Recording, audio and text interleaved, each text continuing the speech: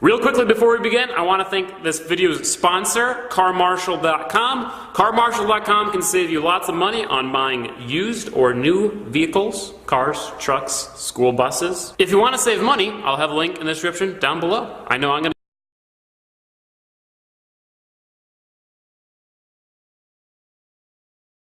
Watch, reporters stake out cop, catch him breaking countless laws, driving like a maniac. The same police officer who was not charged for a high-speed crash that nearly killed an elderly couple was caught recklessly speeding once again. By Rachel Blevins, May 30, 2018. Cookeville, Tennessee, the same police officer who faced no charges after he crashed his patrol car into an elderly couple while driving nearly 30 miles per hour over the speed limit, was hired at a new department and has been caught driving recklessly once again, despite a history of dangerous driving accidents. Officer Christopher Ferguson was called out publicly after surveillance footage was released from a car crash in which he slammed his police cruiser into another car, sending the elderly couple occupying the vehicle flying out onto the street. James Cryer, 69, and his wife Rena, 78, miraculously survived the gruesome incident. Yet even though Ferguson was driving at least 26 miles per hour over the legal limit, he faced no charges. An investigation conducted by the Tennessee Highway Patrol placed the blame on both drivers, claiming that while Ferguson was exceeding the speed limit, Cryer also failed to yield to oncoming traffic.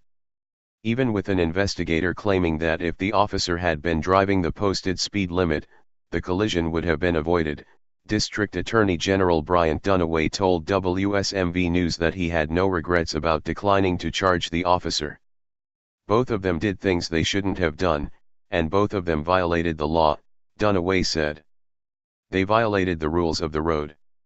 As the Free Thought Project reported in January, now, Ferguson is still on the job after his crash with Mr. and Mrs. Cryer, and because he received only a verbal reprimand from the department, there is a good chance that he continue with the same behavior. More than 5 months later, that is exactly what has happened. Inside Edition teamed up with radar expert Donald Sawicki and followed Ferguson on his drive home from work. Their investigation revealed that Ferguson has continued to speed recklessly through town, even when he is off duty and there is no emergency and no reason to justify his excessive speed. Within minutes of leaving work, Sawicki clocked Ferguson driving 72 in a 45 miles per hour zone. When he turned down a city street, he was clocked doing 80 in a 30, the report noted. But as Ferguson turned onto the highway, he put the pedal to the metal, reaching an astounding 105 miles per hour where the speed limit is 65. When Ferguson reached his home, an Inside Edition reporter attempted to confront him and said, "Sir, we saw you driving 105 miles per hour. You're a law enforcement officer. Why are you breaking traffic laws?" Ferguson refused to respond, and the Allgood Police Department where he is employed has also failed to address the issue of their officers' reckless driving, which is clearly a danger to the public. As WSMW reported earlier this year, this is not the first time Ferguson's excessive speeding has caused a driving accident. Ferguson was disciplined for his involvement in at least 5 car accidents, according to records from the Cookeville Police Department. The scenarios that damaged his patrol car included driving recklessly on black ice, changing lanes improperly, hitting a stop sign and hitting a mailbox. When Ferguson hit a semi-truck, the department recommended his resignation. He complied and went on to join the Allgood Police Department in 2015. However, it was not until the surveillance footage was released from the May 2017 accident that almost killed Mr. and Mrs. Cryer, that Ferguson received national attention. James Cryer was ejected from the vehicle in the middle of the street, and Rena Cryer stayed in the passenger seat of the car as it rolled over on the side of the road. It is a miracle that they both survived.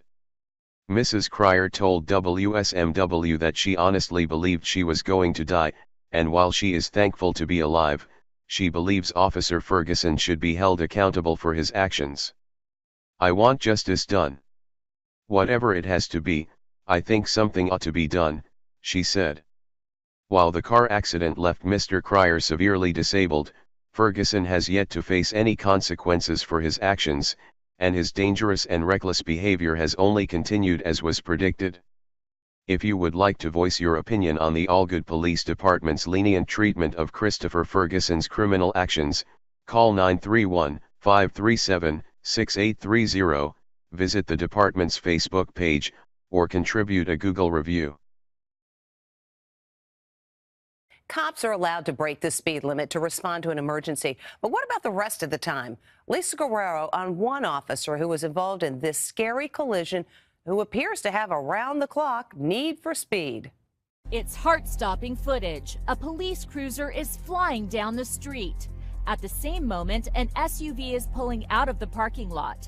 Disaster follows. The driver, who wasn't wearing his seatbelt, was thrown from the vehicle. He's 70-year-old James Cryer, and he's now permanently disabled. His wife, Rena, was a passenger in the car. I thought I was going to die. It's a struggle for the Cryers to watch the video. So, what emergency was Officer Christopher Ferguson responding to when the crash occurred?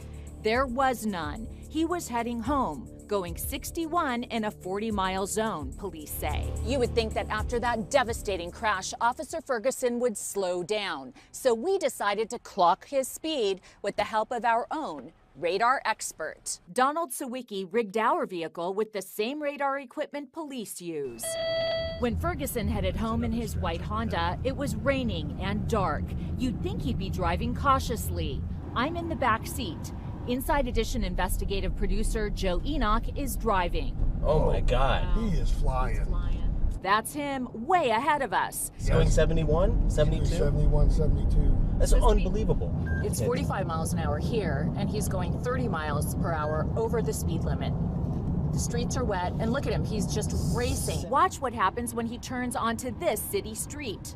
He's going 80 miles an hour in a 30. But he really puts the pedal to the metal when he turns onto the highway, where the speed limit is 65. He's going 105 miles per hour right now on the freeway. I'm afraid to be on the same road with this guy. So why did we go through all this effort to clock his speed? Because of this. Ferguson has quite a driving history. While working for another police department in Tennessee, he was reprimanded 5 times for causing preventable crashes. A review board recommended he be terminated or resign, so he resigned. But that didn't end his police career. He was hired by the Allgood Police Department. Then this happened. Cheryl Allen from the Tennessee NAACP has been investigating Officer Ferguson. Why is he still able to drive a vehicle, 1, still have a job, 2, and still have his driver's license, 3? Why? On the night we followed him home, Ferguson finally pulled into his driveway after the 90-minute commute. I had to ask, what's the hurry? Sir? We saw you driving 105 miles per hour. You're a law enforcement officer. Why are you breaking traffic laws? He didn't say a word. It hurts a lot to know that someone that's supposed to serve and protect us is out here doing harm to people. The DA says no charges were filed in the crash because he says both drivers were at fault. Ferguson for speeding and the Cryers for not yielding to the oncoming car.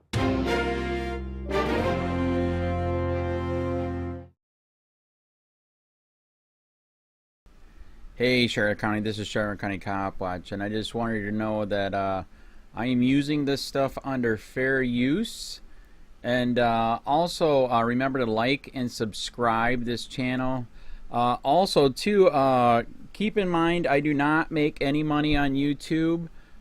This is 5 hours work a day, you know, fighting for freedom. And you can donate with PayPal and Patreon. I just want you to think about this. If everybody gives to PayPal and Patreon, Patreon is every month. Actually, PayPal you can do every month. I have 12,000 subscribers. If everybody gives, I can quit my regular job and go full-time investigations on Charlotte County and possibly even more and beyond. So just keep that in mind. If everybody helps out, I can go full-time doing this. Thanks.